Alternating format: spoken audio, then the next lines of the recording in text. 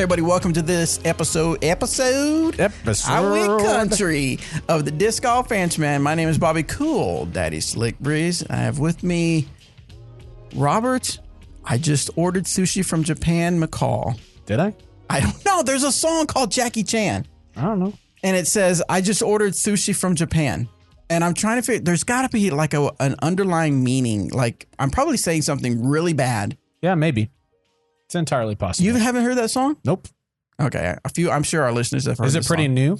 It's fairly new. I don't really listen to the radio though. Oh, okay. I kind of stick to what I know. Anyway, so how are you doing, Robert? You just got back from Des Moines and Texas. How did all that go for you? Des Moines was super fun. I enjoyed being there. I didn't play very well, so that kind of sucked. One round pretty good. The other rounds very, very not good, but whatever. Sometimes you just don't have your best stuff and on to the next one. So that's life. And then this last weekend, Shay and I went and visited some of her friends in the Dallas-Fort Worth area. That was good to be back in Texas and just get to see some people we hadn't seen in quite a while, some old college friends and things like that. And so we got to stay with one of my old roommates and his wife, and their I guess he's not really a newborn anymore. He's 11 months, but now I'm at the stage where a lot of my friends are having children, and I knew them when they were extremely irresponsible. And so it's like, how are you maintaining this life? But they're doing this guy in particular, Josh, he and Michelle are great. And so it was good to see their child again. And then, just hang out, man. It was good. So did it give Shay any ideas? No, we've been talking about when we want to have kids. And it's not like tomorrow, but it's not like next Tuesday. It might be next Tuesday. Okay. But it's also not like 4 years from now. Probably in the next couple of years is what I would guess. Yeah. That's cool. If we are blessed in that way. I'm hoping that we can have kids, because some people can. And sucks. Sure. Yeah, absolutely. But I'm hopeful.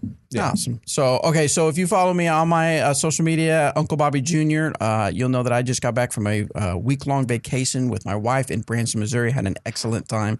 You can see some pictures on Instagram again at Uncle Bobby Jr. and share along with that as well. So we are right back into Disc Golf Fans. For the audio listeners, you're probably thinking, why did this come out early? Well, we were gone last week, so this week is a Disc Golf Answer Man bonus, not footage, bonus audio, I guess. Bonus footage. Double feature week because we got some traveling. We have Eric McCabe is not with us today because I think he's either still or on his way. Maybe tomorrow he'll be on his way. Back from New York doing some course design stuff there. And Robert takes off for Ledgestone because are you playing? I can't remember. I'm playing this one. You're playing Ledgestone. So little work. I'm sure he'll be hanging out with some of our team players out there. So he's headed out to Ledgestone as well as Danny is going to go out there and play as well. So we got Robert in studio today to take care of some questions so that we won't get too far behind. Eric comes back late Tuesday evening, so we're going to get him in the studio on Wednesday to do kind of the same thing we're doing. So a little double feature Disc Golf Answer Man for you guys. Hopefully you guys enjoy it. Yeah, you're welcome in advance. Yeah, you're 2 episodes. 2 episodes. For the price of 1. Yeah. That's a really good point now that you bring that up. Yeah. For our patrons, they're on Patreon. You don't have to pay for the extra episode. We don't have that, yeah. So what do you say we just jump into the questions? Let's do. You know what? I remember when this show was about disc golf. Right. First one comes from Jared. Now, hold on. I'm going to check my audio level, so let's make sure we're good to go. And we're going to hear from Jared on SpeakPipe. I got to get my other audio level. Hit him with it.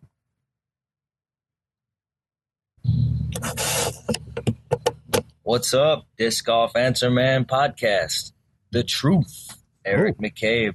The Don Juan, Robert McCall, the People's Champ, Bobby Cool, Daddy Slick Breeze. This is Jared from up in the bold north, the Purple People Eaters, land of 10,000 disc golfers, Minnesota. My question for you today is going to be pretty brief, but it's a concept known in baseball and golf, ball golf, as the yips. I've been playing about 6 years. I fancy myself competent enough to be a professional. I'm entering in my first professional tournament, and I've been suffering recently with the yips. I had some back injuries, and then I had a sort of form breakthrough. And for some reason, I keep reverting back to my old habit of opening my hips way early and having my feet parallel instead of set apart a bit. And then I end up either early releasing or just in general kind of fluffing shots much shorter than they should be. And that translates to putting as well. But I think it's mostly on the backhand drive. Forehand seems not to be affected. But yeah, I'm wondering, you guys, with all of your tournament experience and all of your experience just in general in sports in your life, how you've overcome or have you dealt with the yips? Sweet. Great question. Yeah. I was going to define yips for everybody. Yeah. I looked it up. Oh, okay. Internets. I'm not going to look it up. What would you define it as? Well, the yips is like when people call it the yips when you can't make short putts. So basically, it's like when you're fine motor skills is probably the best way to put it. When they just aren't acting the way that you're used to them acting, right? So kind of that's kind of what the yips is. Kind of when the pressure gets to you, or mentally you can't get over a hurdle, and so your body isn't acting the way that you want it to. That's kind of what I would define. Right. It's defined in here as extreme nervousness causing a golfer to miss easy putts. Yeah. So basically what you said. Yeah. But you said it this way. I said it that way. Oh, yeah? Yeah.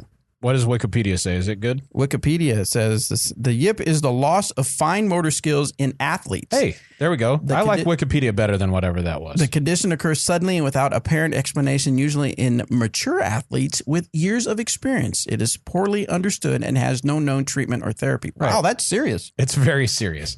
So yeah, now this is not. Is that the same as yippee-ki-yay?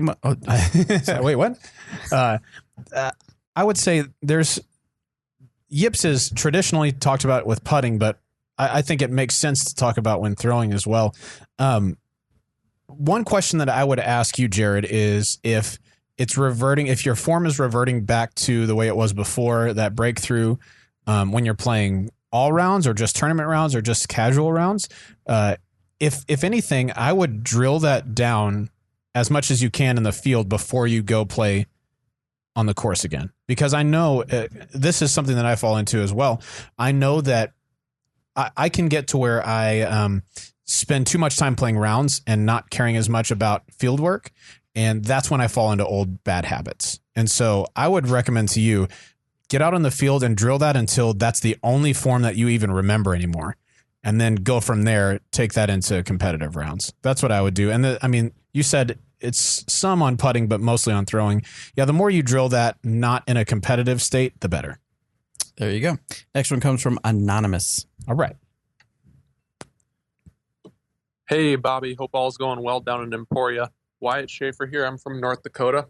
So we're having a disc golf random draw doubles tomorrow night, and I wanted to run a putters only round.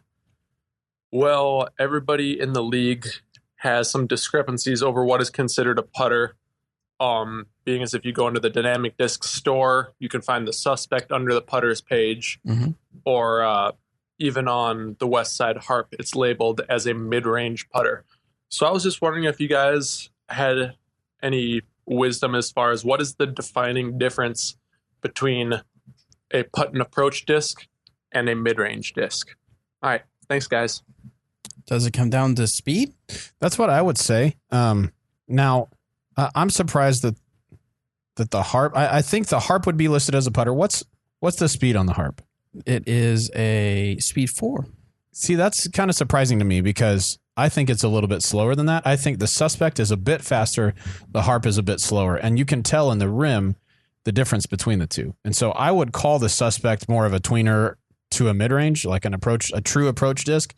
And I would call the harp an approach disc, but also feels more like a putter. It's deeper than the suspect as well. What is this? Do you know off the top of your head? I can't remember. Suspect is a 4. For sure, 4? Mm-hmm. Okay. Mm-hmm, for sure. Yeah, I mean, I would think that, if people are debating whether it's a putter or a putt and approach or whatnot, I would just pick a speed. What do we even have a putter that's a speed 5? No. So speed 5 is definitely in the mid range. So I would say if you're going to do something like that, say speed 4 and below, and that's it. Mm-hmm. And then I don't think anyone's getting like a huge distance advantage if they choose a suspect over a warden or something like that. So I would just say speed 4 and below or something. So just for our YouTube listeners or watchers, whatever, we got around 90 or so. What would you suggest? Do you agree with speed 4 and below, or do you think you should include speed 5? Or should it even, or should people just, live with it and just say if it's a putter, it's a putter. I brought this Explorer with me. It's what I putt with. So that's what I'll be playing with today. So let us know in the comments and we'll discuss a little bit. Next one is from Juho Avinen from Kuopio. Kuopio. That's Juho Ovinen. Let's see what he has to say. Hi guys. Bobby, Slick Daddy, Cool Breeze. Nailed it. Eric Emac McCabe and Robert Never Bobby McCall. Oh, that's right. Never Bobby.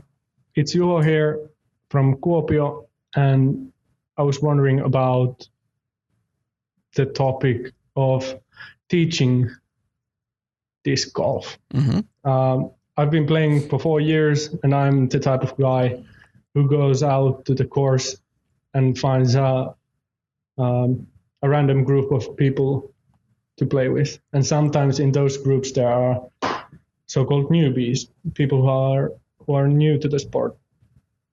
And they complain about their shots and wondering how could they add to their distance or accuracy. And I really like to give them tips. So I was wondering, what do you guys think are the requirements to teach disc golf? When is a person ready to teach?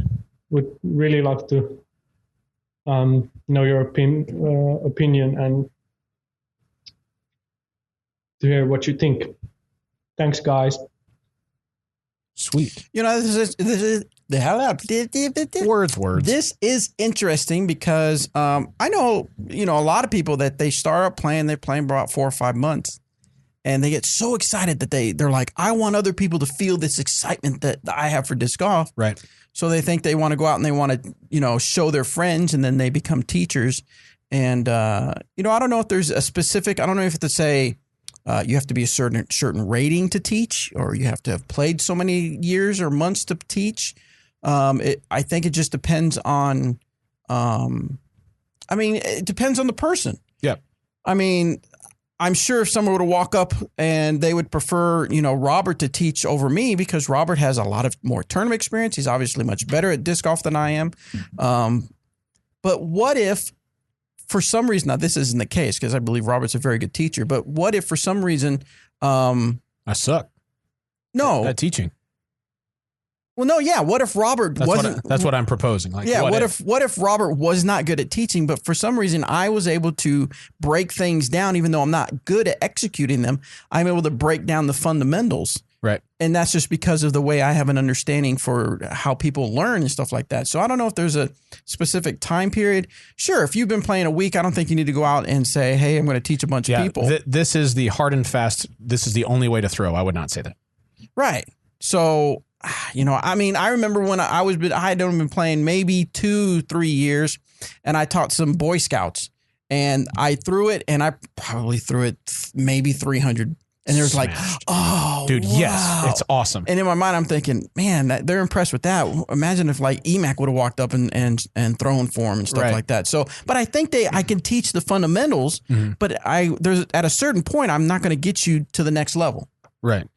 But yeah, I would Does that make sense? I would say that definitely makes sense. I would say, all right. So like I've talked about, I've started playing golf recently, and I'm sure I would greatly benefit from going to a swing coach like Hank Haney, who's a world-renowned PDJ swing coach, or PDJ, PGA, like a professional swing coach. Okay. But I would probably also benefit in a smaller way, but still a helpful way, from just like a local pro at a golf course, because he knows more about it than I do. Right. And so I don't think that in order for you to teach, you have to be the absolute best at it. I think if you can get one or two things correct, or the fundamentals pretty correct, that's going to be helpful to the people who are just starting out. And I don't think you need to be a great teacher to help people who are just starting out. Now, like you said, if you're trying to advance somebody to the next level, or really make them more of an elite player or something like that, yeah, you're going to want somebody who understands the game better. Right. But to get started, man, yeah, I think anyone who works at Dynamic Discs has the tools to go and teach somebody, even if they don't play a lot. The biggest thing that I have in my memory that really upset me was one time it was A-Ray, and it was a video, and he was talking. I can't remember if he was talking about putting or what he was talking about, but we had put a video out of A-Ray teaching this technique, and someone obviously looked up their rating and said, why am I listening to someone who's rated blah, blah, blah? Right, yeah. And my answer to that, what was interesting is the other comment said, oh, wow, I love the way he broke this down. He taught this really well. This is interesting. I'm going to try this, all kinds of good stuff. But this one guy just, why am I listening to a blah, blah, rated player? My thinking is if you are so close-minded that you can't even entertain the idea that someone of that caliber, whether it be high caliber or low caliber, has something to teach you, then you've already lost the game. Now, that's not to say that what he was teaching you might, in your mind, think, I already knew that, or right. I don't agree with that. But to just blow him off because of his rating, I think that's a little narrow-minded. Sure. On to the next. Mr. Anonymous again. What's going on, Disc Golf Answer Man? One quick thing. This Anonymous guy, I really hope he gets out and play because he has a lot of questions all the time. He's curious about a lot of things. Yeah, he is. Okay, hold on. What's going on, Disc Golf Answer Man crew? I'm a new player. Been playing about 6 weeks now, and you're all's. Yeah. That's the end of the question. You're welcome, Anonymous. I'm glad. Not sure what happened there. It looks like he ran out of time, but we'll see. All right, we'll move on to Jamison. What's going on, Disc Golf Answer Man he's crew? Back. I am a new player. I've only been playing about 6 weeks, but the progress that I've made is largely in part because of your all's podcast, so I can't tell you how much I appreciate that. Well, thanks. I do have a question for you guys. I was wondering if when you guys get a new disc, you do anything in particular to break that disc in, or if you guys like playing with the brand new, little more stable nature, I guess, of the disc. Or I think I saw on YouTube one guy threw his in a dryer on low heat. What? And then kept folded it in half a whole bunch of times. I didn't know if you guys had your own little tips and tricks that you did to get a disc where you like it, or if you guys just play with it right out of the box. So anything you guys have, I appreciate. Thanks. That's a good question. I like to just take the disc out and just throw it straight out of the box. I like to do that. If I have a disc that I need to break in for something, right? So say I had like a beat-in Defender that I lost and I needed to have another one. Yeah, I mean, you can kind of scuff up the bottom of it, hit some concrete, some streets with it. That'll alter the flight some. I also know that you can kind of fold the disc in half so that it looks like a taco with the rim on the underside, like on the bringing the bottom of the rim together, and that will alter the stability as well. Now I'm going to warn you against doing that. Always. Now you can do you can do it a little bit and that's fine. But if you overdo it, it takes what used to be an overstable disc and kind of makes it really flexy. Instead of straightening it out, it kind of moves it to the right and then you still have that big stability at the end. And so it's kind of interesting how that works. I have seen the dryer thing. Somebody will put a new disc like in a towel and then just let it go in the dryer and that works fine. But I don't know, man. I say just throw the Frisbee till it beats up. Right. I've seen all kinds of I've seen the scuffing on the ground. I've seen people throw it into the ground. I've seen people throw it at a brick wall before. I've done that a while back, yeah. Here's my thing is I get when you throw it if you're throwing it in a casual round or whatever, that it's totally random what happens. It hits a tree, it hits the ground, it hits a street, depending on what course you're playing on. But I think I almost feel like you're creating a abnormal environment or atmosphere for that disc, thinking it'll beat in rather than just like you said at the end, just getting out there and playing it and knowing it'll beat in. Yeah, throw it on every hole and I promise it'll beat in. Like it's going to happen. Like I just got some new 2 deputies. I got the ones where they have my name on it, Cool Daddy Slick Breeze. They got it from Lat 64 Custom. Oh, cool. They're putting them out where you can you could customize the name. So I have those and I thought, well, these are going to be my putters because they're really cool. So now when I putt, obviously casual round, I putt with both every time to get just to have hit the change, hit the cage. Not hit the chains. You don't ever hit the Not cage, hit the though. chains. You always miss. No. Make every time. So, but sometimes I'll putt and I'll make it. I go, oh, sweet, I made it. And I go, oh, wait, grab the other one real quick and putt it because I want to get both of those broke in. So they're both nice and seasoned. So if I happen to lose one, the other one's ready to go. Rather than, grinding it on the street and throwing it up against a wall and stuff like that. So agreed. All right, next one is from Jared. This is from the Google Forms. I am currently serving overseas where I do not have access to a basket. Ooh, did I already say this? I don't think so. Shipping one overseas and back would be too costly to be reasonable for the 6 months I'm here. What do you suggest I do to maintain my putting stroke while I don't have access to a basket, but do have my putters with me? I have plenty of space to do field work with my other discs, but no real good ideas other than putting into a light pole. I appreciate the content Disc Golf Answerman provides to the disc golf community. Thanks. Well, first of all, Jared, you're serving overseas. Thank you for your service. For sure. Appreciate that.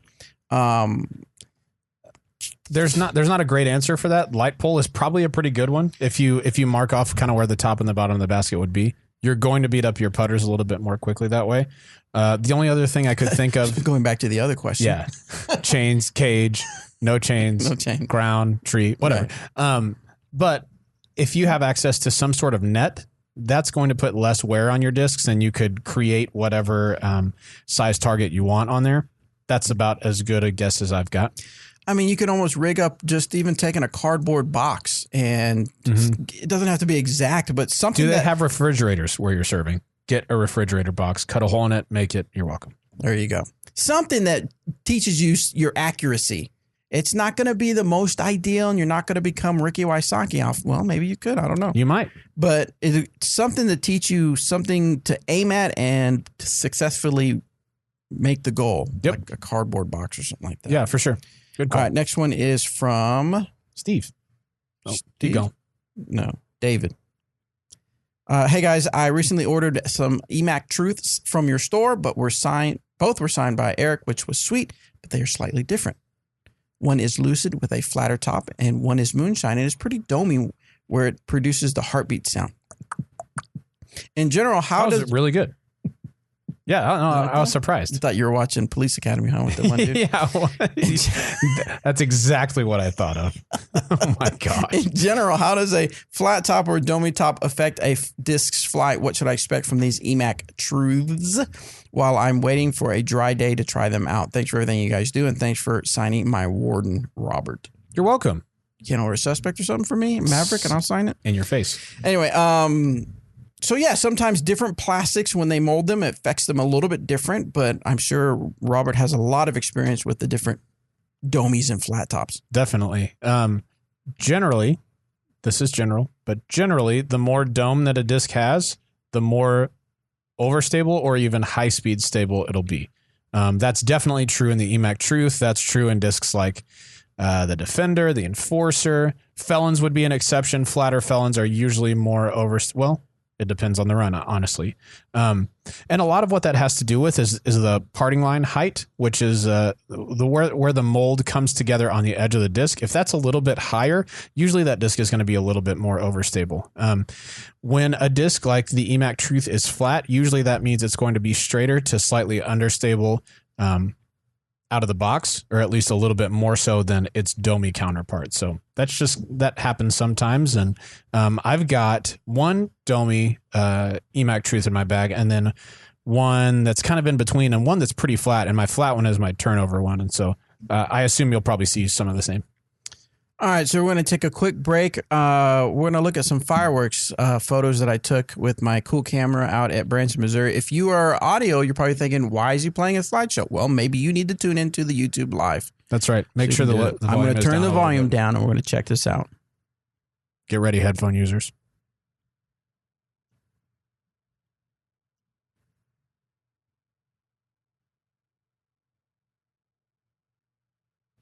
For audio listeners, it's showing really cool fireworks. These are actually pretty cool. Yeah. So big fireworks, different colors, all kinds of cool streaks in the air, showing off to the people on YouTube. I'm narrating this. Oh, it's on a loop. I forgot. I'm sorry. I'm like, why is it showing it over again? All right. So we are back. We're back. We're going to turn the volume up for our YouTube Live people. So I used a preset on the camera I have, and it worked out really cool. So anyway, I hope you guys enjoyed that. That's fireworks sweet. show. All right, next one comes from Drew. No, let's go back to Speak Pipe. This one's from Jeff. So Jeff. Hey, Disc Golf Answer Man crew. Love the video work you guys do and all the advice you provide.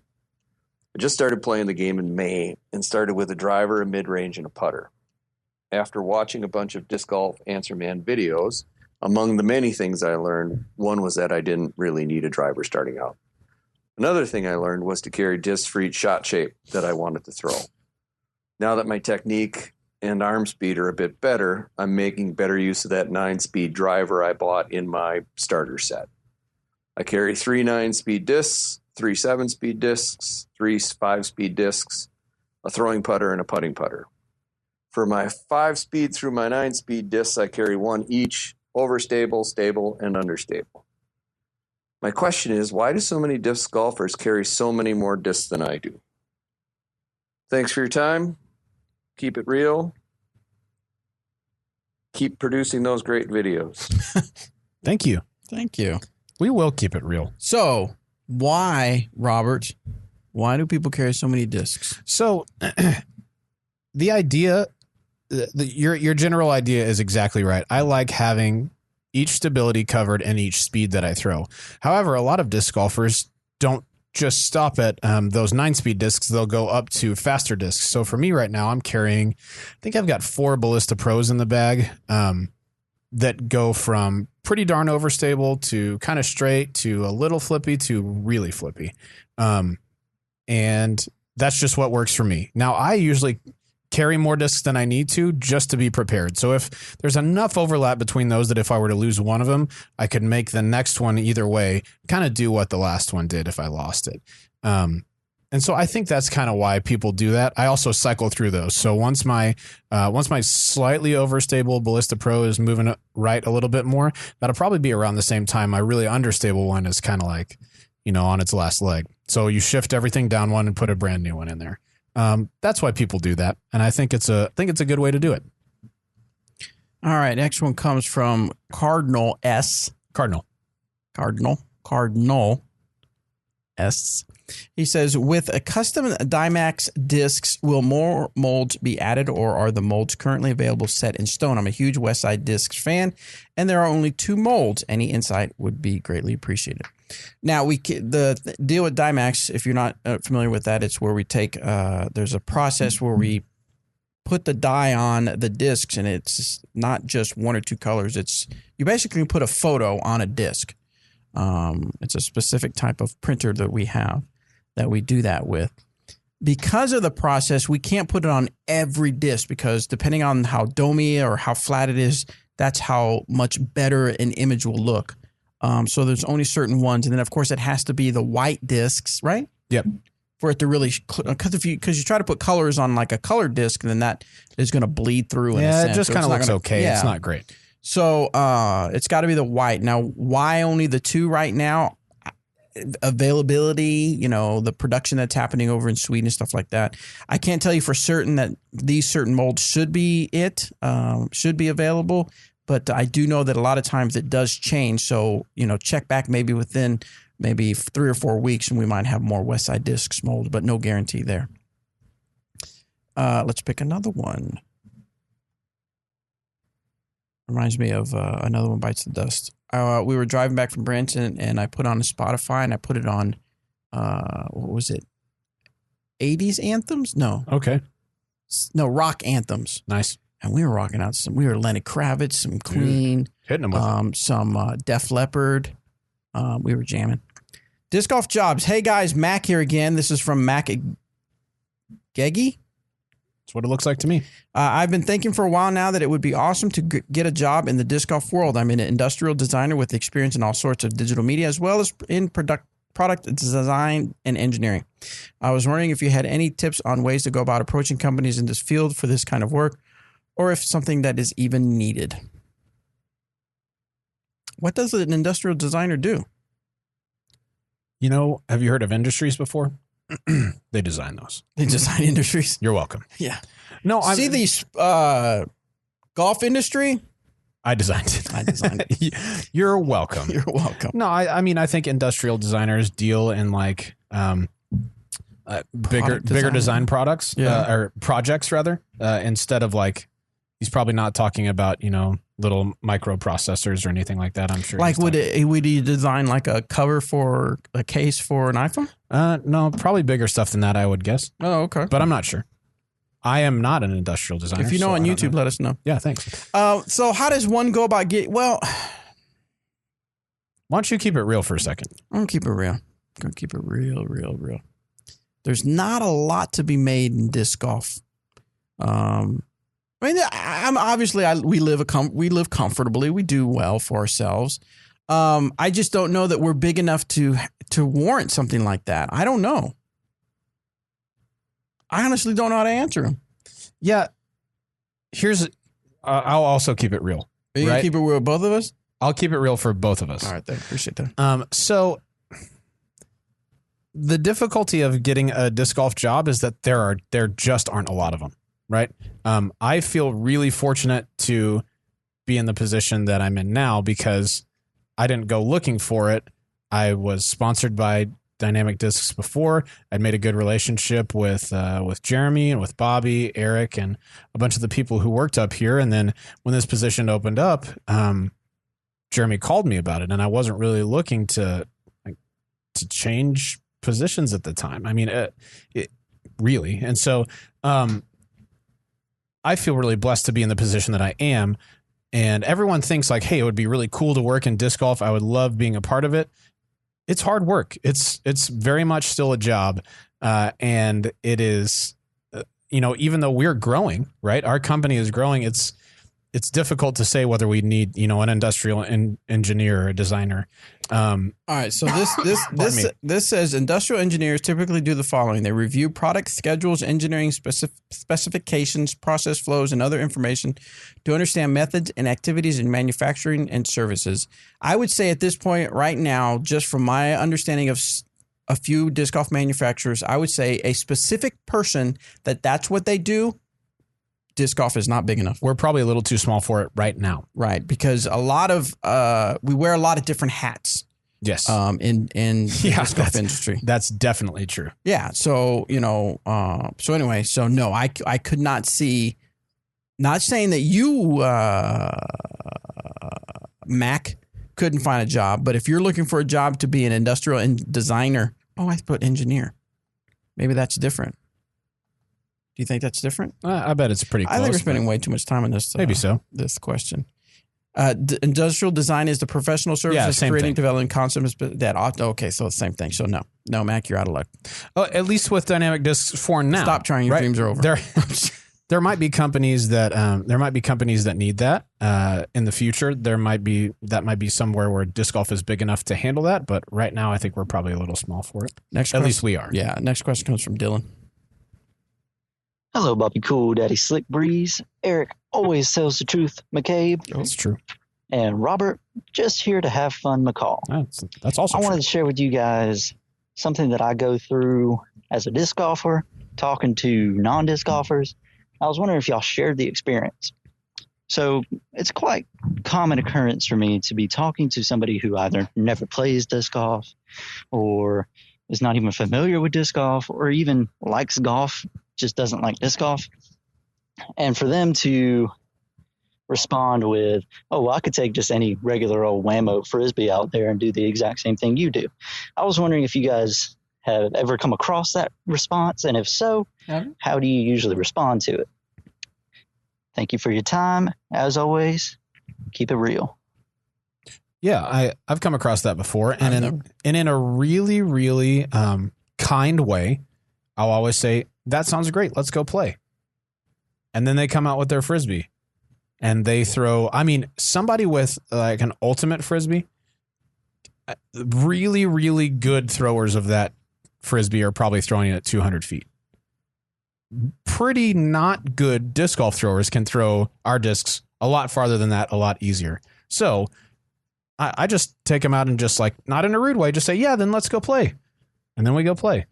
And then they're upset because they can't do it as well as they thought. There's different tools for different Right. But a lot of times those people are like, they have the bug at that point because they've seen what a disc can do, so they want to learn how to do right. that. Next one comes from James. Hey guys, just found you guys a few weeks ago and love the format. Question: what's your opinion on using a glove for disc golf? I originally started playing. Well, I definitely wouldn't want to use a mitten. Where it closes over just all your fingers. Why not, man? I don't know. That would be maybe that Willett Heiser. Willett Heiser Winter Edition. We have to wear winter clothes in the summer. Dang it. Anyway, I originally started playing Ultimate as a handler, and I can do anything you can do with the Whammo. What? No. Wait, come on, man. No, as a handler before disc golf and used gloves because of sweaty hands. Earlier this year, I bought a ball golf glove because very thin material, soft leather is similar in grip to my dry hand to play with, and it's been great. Why don't pros use it? Putting, I can see the touch issue, but other throws, I'd imagine consistent grip equals better.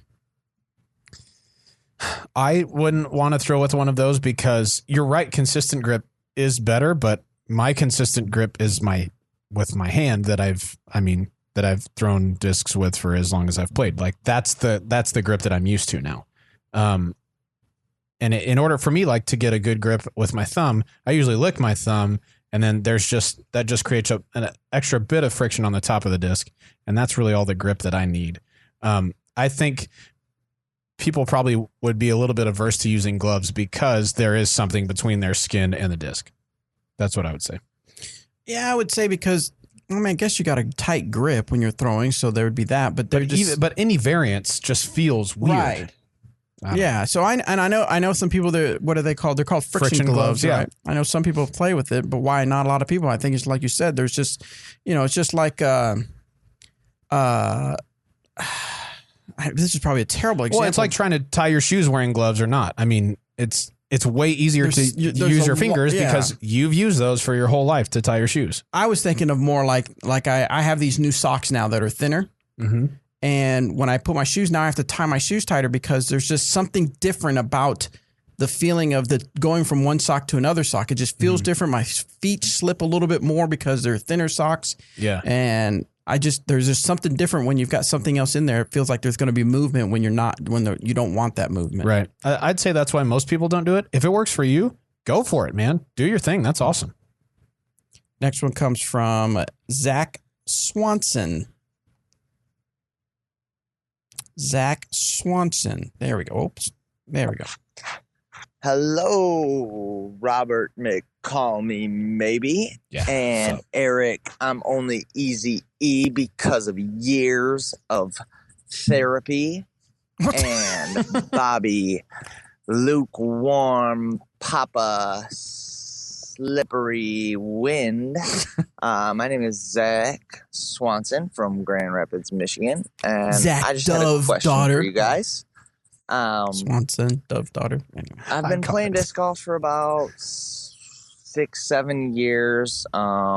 Really getting into it lately. Watching lots of videos, going out into the field, putting for 20 to 30 minutes every night. I don't get the opportunity because of my work schedule to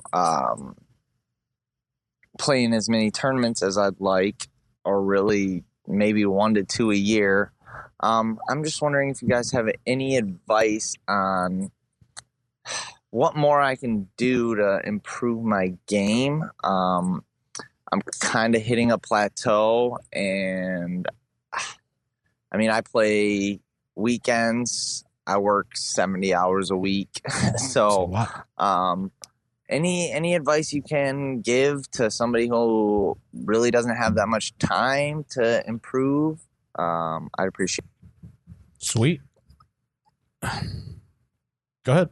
Well, what does he want to improve? Does he want to is he on his local course? Is he shooting 3 up and he wants to do even? How much do you want to improve? And then you've got to set your expectations. If you're working, 70 plus hours, that's not, does he say a week? Yeah. So that's 30 plus over full time. So he's working a lot of hours. It's a lot. That's a lot. So you got to set your expectations. Are you going to work a lot or are you going to play a lot? Mm-hmm. If you work a lot, you don't get to play a lot. So your improvement's going to be super slow, if any. I would say the better you utilize your time when you are playing, that's going to dictate how quickly you can improve, right? Well, sure, but he can't expect to go on tour in 4 Definitely months, not that. working 70 hours a week. No, definitely not that. But if on the weekends when you have time, if instead of going to play a casual round or even a competitive round, you do field work and you practice putting, you're going to improve a lot more quickly that way than just going to play a casual round. Right. And, without knowing you, we got 90 seconds getting to know you, when you're not working those 70 hours, what are you doing with your time? Are you playing video games? Are you hanging out with friends? Or are you in front of a basket putting nonstop? When you're not working, that's going to affect. I don't know that there's not a specific, okay, go do this, 5 steps, and you will be better because you work so many hours. Right. Yeah, you're right. There's no magic system. It's just if you want to put in the hours, if you want to get better, like you have to grind. Also, if you download our book at $59.99, it will not play. That does have the secret system, though. I forgot to mention that. I don't know why that made me think of that. It's like some kind of sales thing. Zach messaged me on Facebook, too, so we've been talking. So I'm trying to help him out some. Oh, nice. Yeah. Let's see. This one is from Roger. I recently purchased the Pro Pool system. However, there seems to be very little information out there on how to train with resistant bands. I'm keen to use it for training during the dark winter nights to add to my normal training. Any general help or advice on working with bands? That's that one that simulates. It's got the disc attached to it. Yeah. And really the only advice that I have for that is just make sure that they're working the muscles that they're supposed to, right? And when you're working with a resistance band, especially if it's for the purpose of disc golf, you want to make sure that you're pulling the disc through as you would throw a shot, not just all arm or only turning your body. It needs to feel like you're throwing a disc golf shot. Right, because you're not. Because there are people who, like, with resistance bands who might just do this or put them on the wall and kind of go like this. No. It needs, if you are doing it for the purpose of disc golf, it needs to be like a disc golf shot. Right, and you can't just go through the motion of like that and think, I'm going to build my arm up, I'm going to build muscle memory. No, because there's so many other mechanics, the hip, the foot placement, and all that stuff. Yeah, ideally you want to do as much of that as you can, kind of like from a standstill. That's what you want to be doing when you use those. Gotcha. Next one is we will jump to Jason. I saw a few posts on the internet. The internet's so elusive. With blue moonshine plastic. Is that an actual thing? And if so, where can I get some? Don't believe everything you see on the internet. Okay. Is it a real thing? But also it's a thing, yes. Yeah. We've got like the Seafoam moonshine plastic. Yeah. And it just comes out. There's just some runs where they decide to do moonshine with it. Like those old Am World's Verdicts had it. We've had some Felons with it. We've had some Truths with it. Yeah. It exists. It's just more rare than the kind of clear whitish plastic. All right, 2 more speak pipe questions. This is again from Zach. Let's see what else he has to say. Hey guys, Zach Swanson again. I'm a little tipsy, so that I'm having a hard time spitting out what I'm trying to say. But a big thing, I find that I'm lacking in distance on my drives. My approaches, it's the best part of my game, approaching, and then, putting. I'm making everything within 25 feet.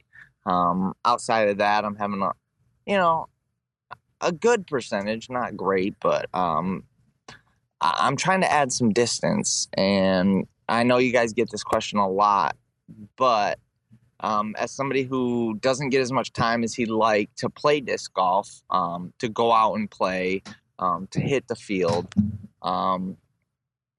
any recommendations on how to add distance to my drives? I'm topping out at 350, and that's on a good day. 320 is about average. And I know, I'm sure you guys are probably sick of this question, but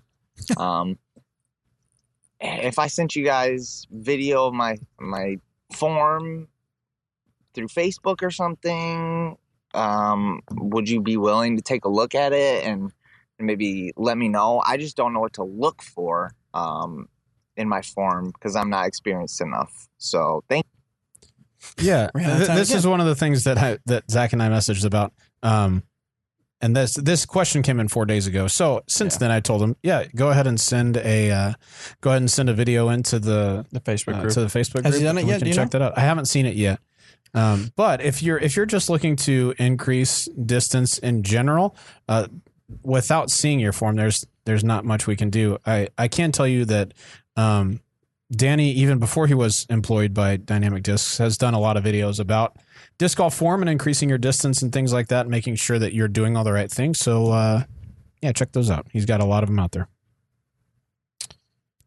So I'm glad that he said I'm going to videotape, because that is a big thing. You need to videotape yourself and let other people watch your form, because he says, I don't know what I'm looking for, but even if you think you know what you're doing or you think you got it right, other people might be able to pick up something that you're not quite sure. Or you may even, when you see yourself, you might go, well, I didn't realize I was, dipping That the happens to me every time I watch myself throw, and it makes me sad. That you dip your hip? Not that I dip my hip. Okay. Or that when I dip, you dip, we dip. We dip. That's right. Right. Sorry about that, guys. Why did that come through on that when I have notifications turned off? My bad if that blew your ears. This next one's from Jake. Where you at, Jake? Hey, Disc Golf Answer Man. It's Jake from Lost Jake. Where'd you go, Jake?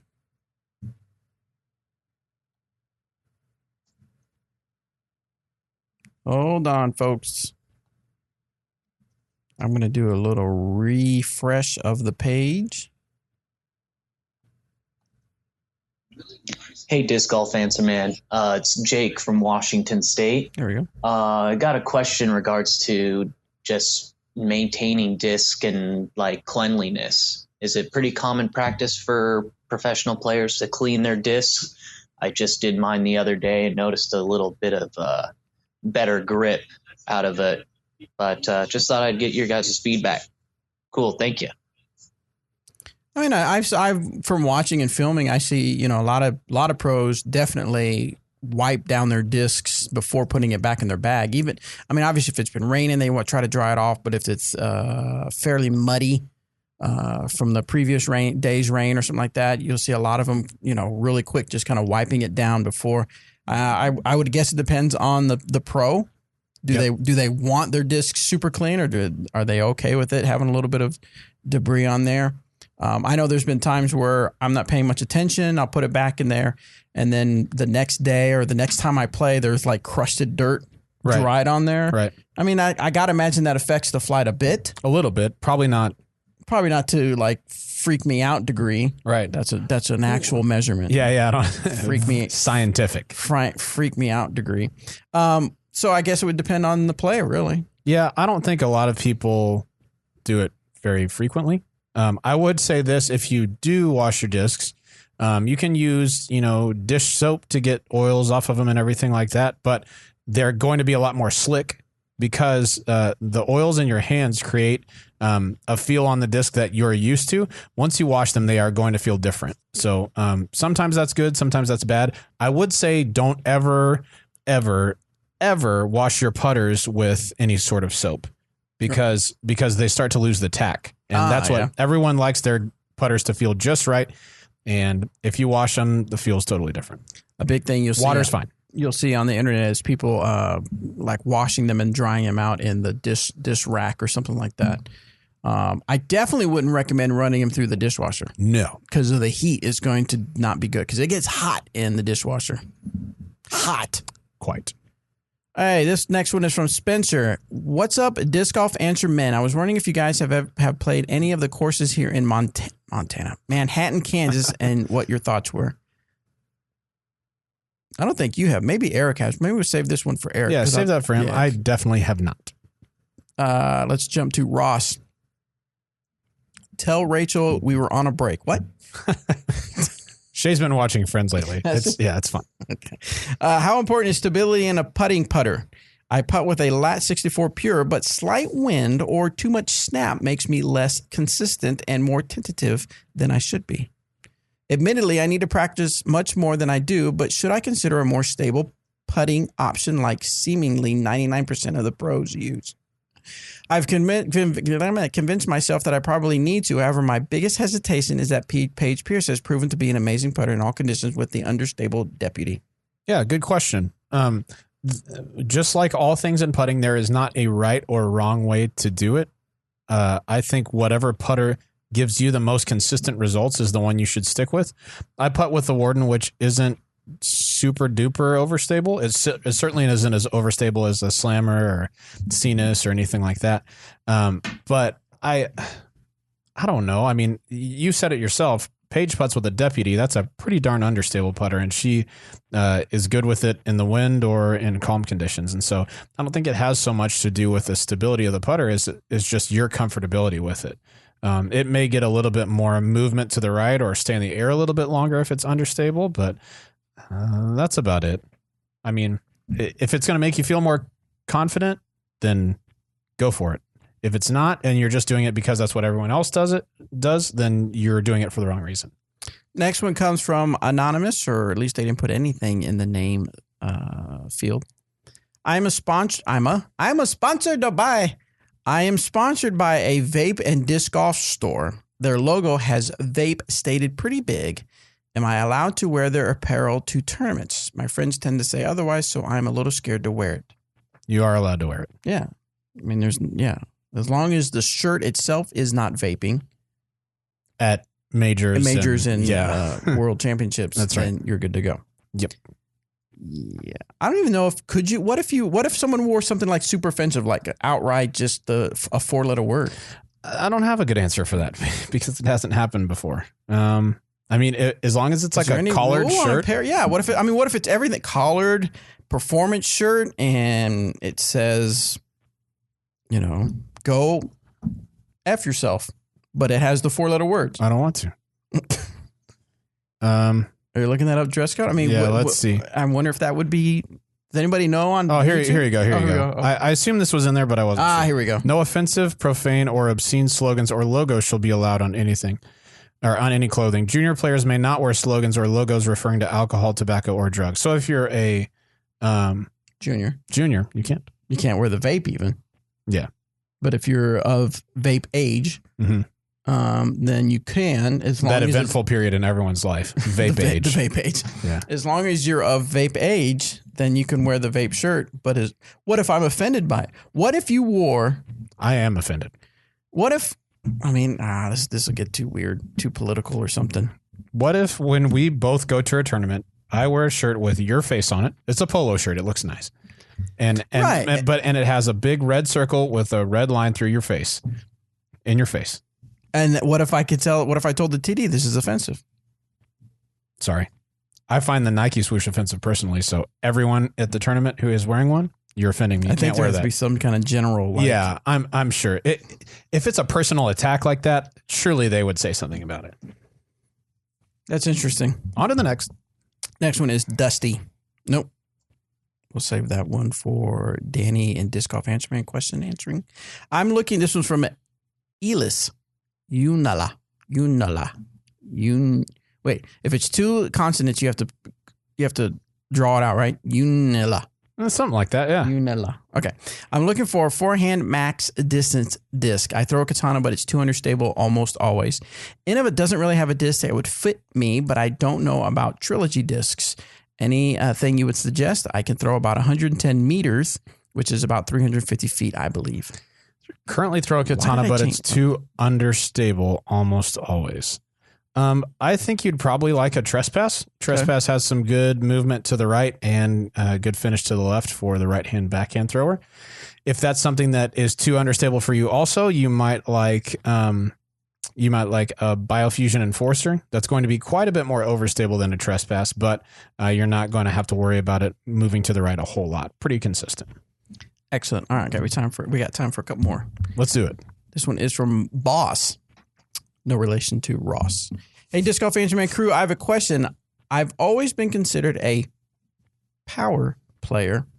I have good distance on my shots, and I'm throwing your typical trilogy bag. Defenders, enforcers, all the staples.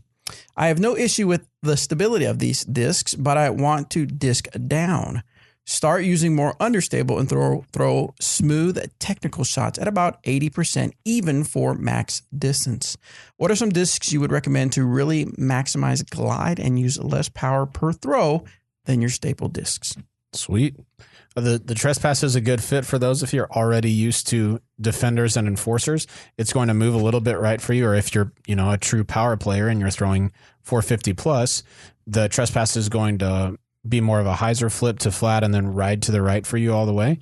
Another one that really impressed me the other day was one of our new release Friday discs. That was the Moonshine Sword. And that was really nice, easy to throw on just a baby hyzer that stood up to flat and then just rode right just a little, but honestly was really, really straight. And I didn't have to throw that hard at all to achieve that flight. So had you thrown the sword before that?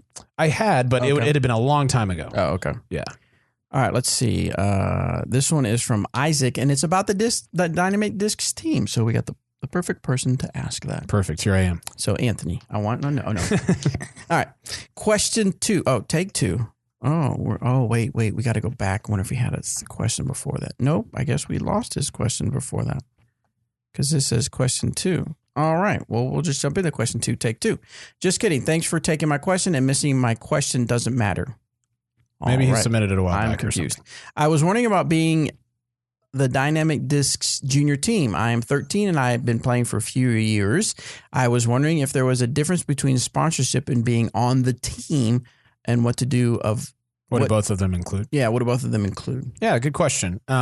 Sponsorship by Dynamic Discs and being on Team DD are the same thing. And for junior players, what that includes is mostly just some allocation that you can use on discs and bags and apparel and things like that.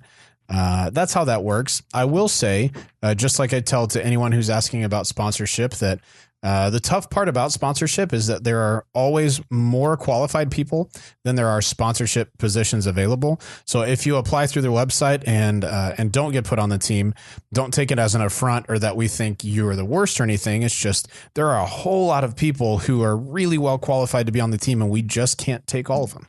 So that's that. You good with that? Yes. Okay. Sorry, I was reading something. This is a request more than a question.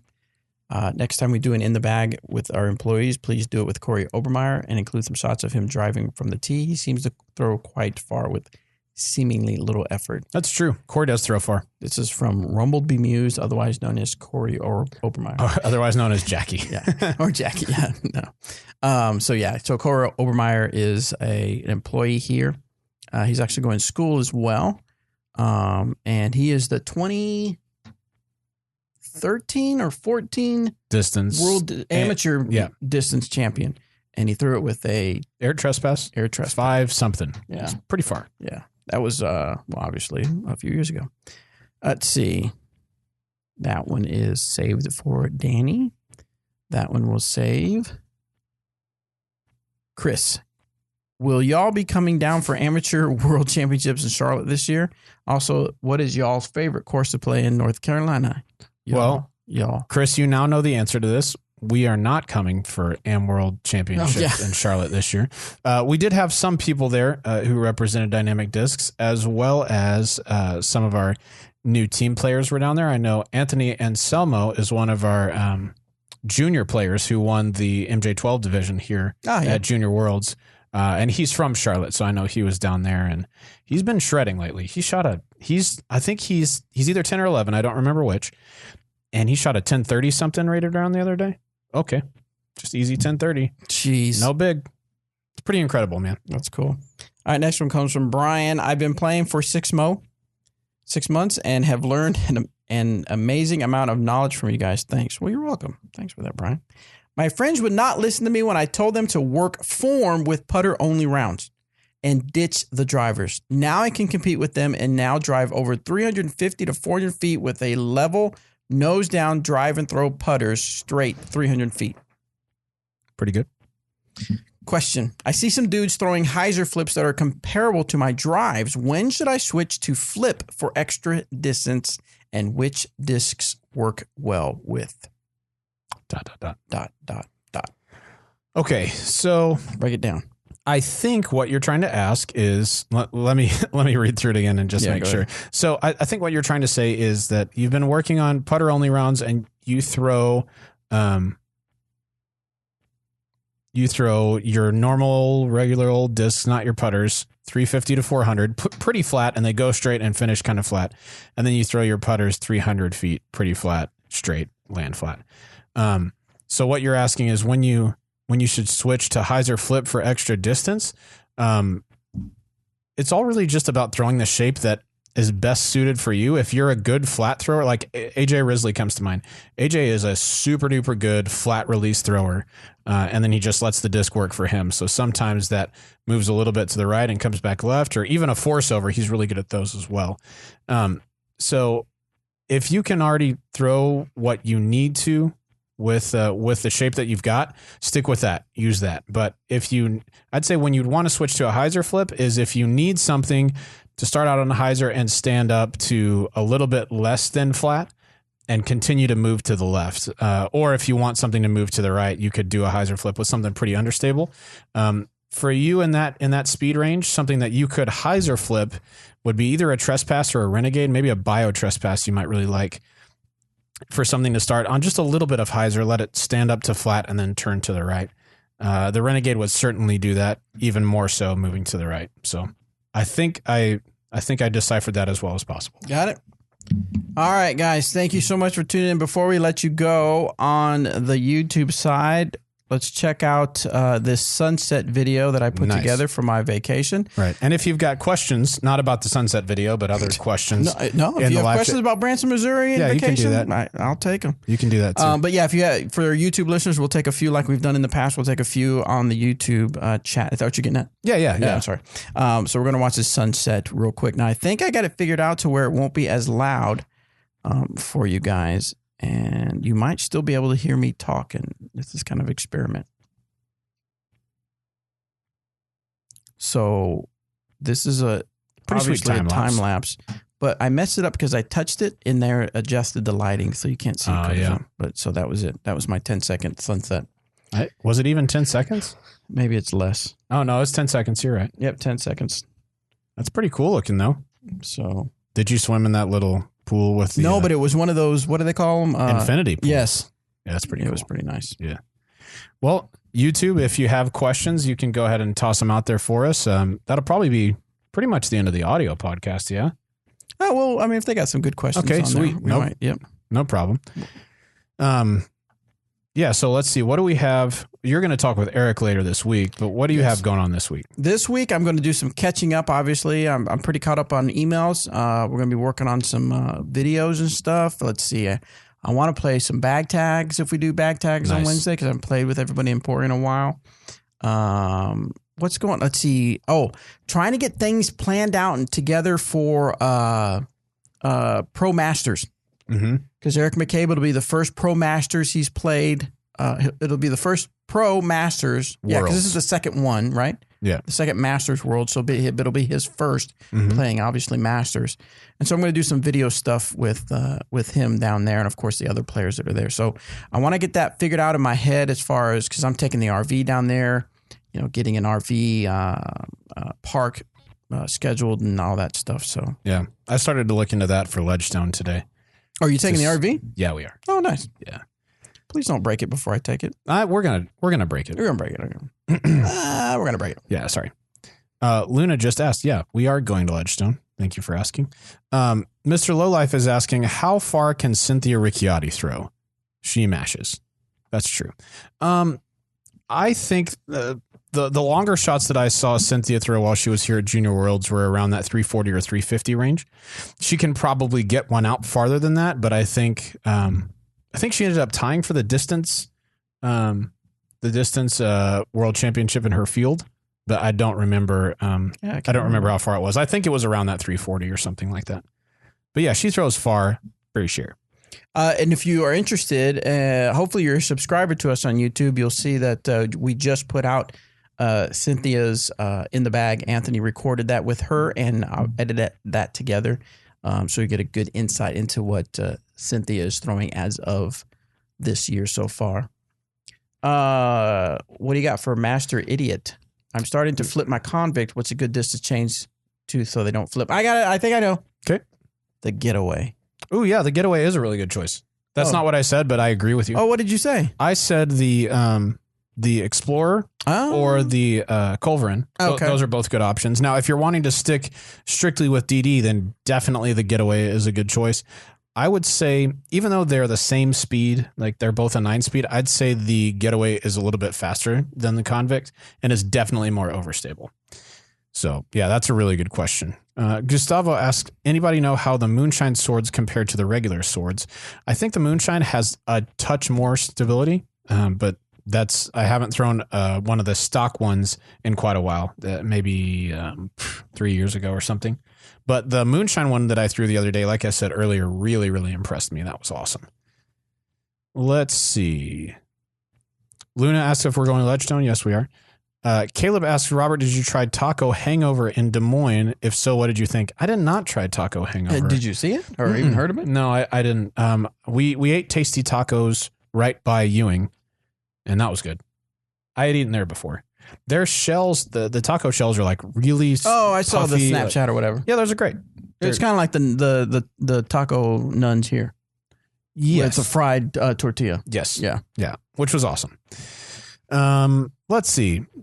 Daniel Woody says picks for Ledgestone. We haven't done picks in a while. Yeah, because we forgot. We forget, and I was listening to some podcasts on my way back from Branson, Missouri, and I listened to the Upshot. I listened to On the Box with Dixon Jowers. Upshot is, of course, Alti Worlds. And then I had some time to listen to a little bit of PDGAs. And I started thinking there is already so many podcasts out there that talk about tournaments that I really love our format of Disc Golf Questions. We're here to help you improve your game. They're here to talk about, and of course, a few times, we'll talk about things that are hot topics in disc golf. Sure. But as far as play, I don't know that we can add any more than's already out there that people are talking about. So now that doesn't mean you can't keep playing the skip ace. We do need to do that. Let me take a look at that while you look at some other questions, see how people are doing. Definitely. If I was forced, if my hand was forced to pick for Ledgestone right now, that's hand. You're forcing my hand. Yeah. I will take. Oh man. Macbeth played really well out there last year. Well, obviously Josh Anthon played really well out there last year because he just shredded. Man, I don't know. I guess I said this earlier in the year and I'll say it again. Until Ricky forces me to choose otherwise, I'll pick Ricky. I think Ricky is always a threat to win any tournament he enters. Is Eagle going to be there? If Eagle's going to be there, he's obviously playing really well as well.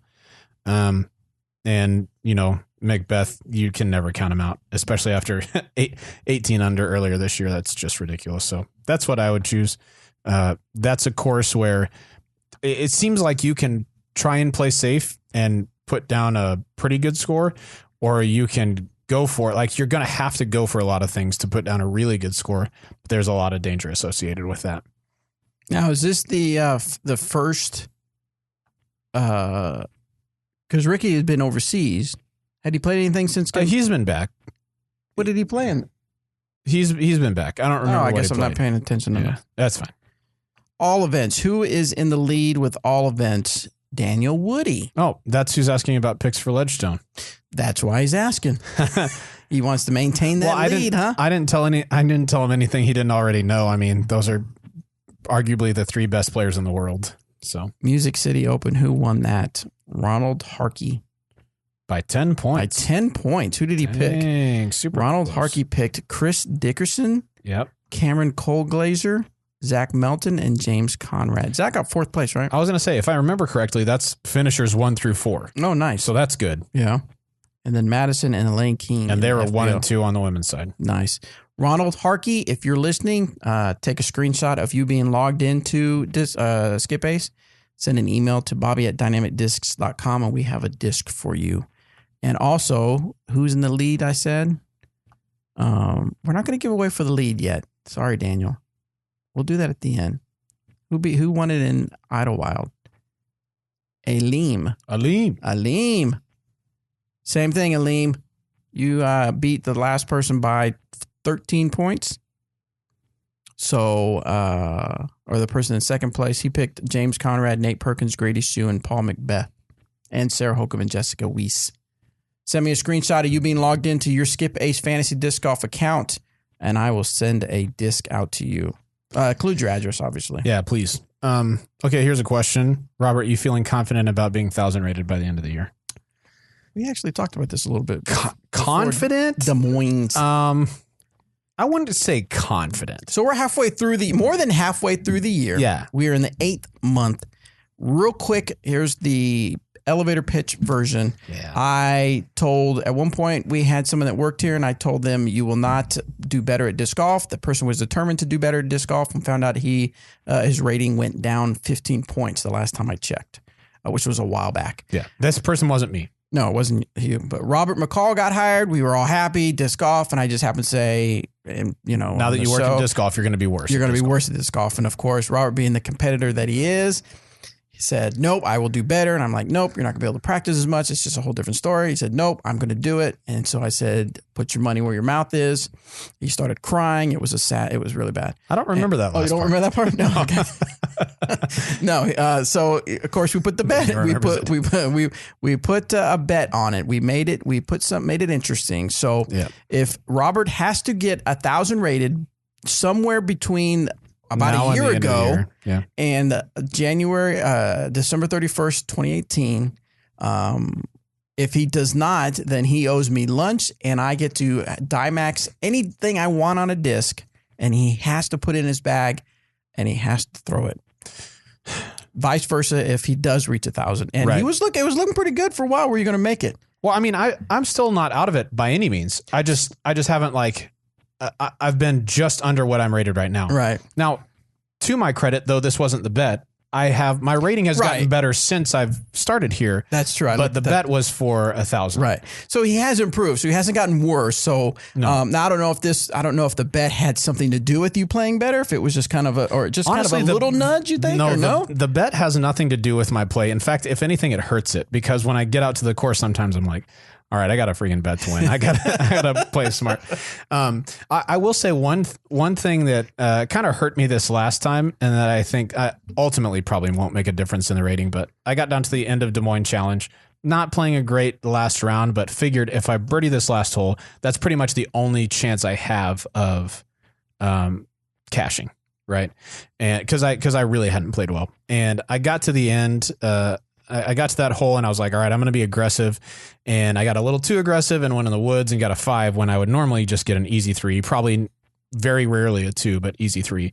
And that took that round from 990 something to 970 something because I was trying to cash, And so let it be said, let it be known. I'm not protecting my rating just for the sake of this. I can't help but compete. I want to do the best that I can. Yeah, you're a competitor, regardless of this bet. Right. So I'm at 995 right now. This last tournament that I played, I bet I averaged 980 something. Not great. But I've got a few tournaments left this year. I've got Ledgestone coming up this weekend. I'll play Nantucket before Worlds, and then after that, I've got to figure out what I'm going to play that can yield some good ratings and push me up there. I think we have our little Mevo live camera thing. I still have that. So I think we're going to go live. It doesn't matter who wins, but when we go do our lunch, we'll go live. That sounds good. But we our fans deserve this. I don't know how we'll pull this off. Maybe we'll need to make a day trip out to Tulsa. For Torchies? Yeah. I'm so interested. I am super duper interested.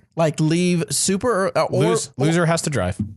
Okay. Leave, or maybe leave on a Friday night, stay in a hotel, get up, play a Tulsa course. Okay. Go eat lunch and then head home. Okay. I'm interested. Yep. And then go live. Yep. At the lunch at Torchy's Tacos. At the end of the day, I get to eat Torchy, so I don't care if I win or lose.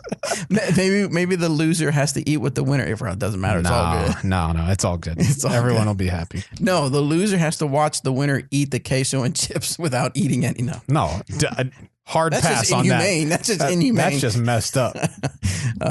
No, I think that sounds fun. So anyway, to answer your question, I wouldn't say I'm confident. I would say I still have plenty of time and know that I can play a lot better than I have lately. I just got to put it together. That's it. All right. We're kind of just chattering. Any real questions come on? Rec Rob says, in your experience with Wardens, what plastic would you consider the most stable for driving? Hybrids are pretty good for that. Lucids are pretty good for that, and Fusions are pretty good for that. They're all pretty close. If you find a Fusion with some dome on it, or a Moonshine is actually pretty stable as well. Those are the most stable ones. The Classic, Burst, and Soft will all be a similar stability to start, but will work in just a little bit more quickly. I think that's it. I think Mr. Quartz has the best idea. Why not breakfast for Torchies, play the course, and have Torchies for lunch? Yes. Duh. I'm down. You're down. Favorite Tulsa course? I don't know. I haven't played in Tulsa before. Ever? Nope. Man, I'll have to figure out which course to play then, because obviously I want you to see the best one. The best one. The Hawk, the Red Hawk or the Black Hawk or the Hawk Mohawk Park courses are typically the ones that a lot of people like to play. Nice. Yeah, I mean, I'm down to play whatever. I don't care. Nice. All right, guys. Is it going to be in January, like right after the rating happens? Oh gosh, it's going to be. Well, it depends on the way the weather's Maybe we been. can It wait. might actually be nice weather. Okay. The way the weather has kind of been weird. Maybe we can wait. Wasn't it? We'll see. We'll see. Would it be possible for us, the Disc Golf Show, to make a trip out to you guys to check out the SOP warehouse for some content interview? Just got to figure out this. Of course. Anytime. We'll be here. Only if you have a podcast. Not just anybody can show up, but if you have a podcast, we will make an exception and we will show you around the warehouse anytime you want. Unless we're in Tulsa eating at Torchies. Yes, unless you bring us Torchies. In which case, you're welcome anytime. Literally anyone, you're welcome. All right, guys. Thank you so much for tuning in. We'll see you.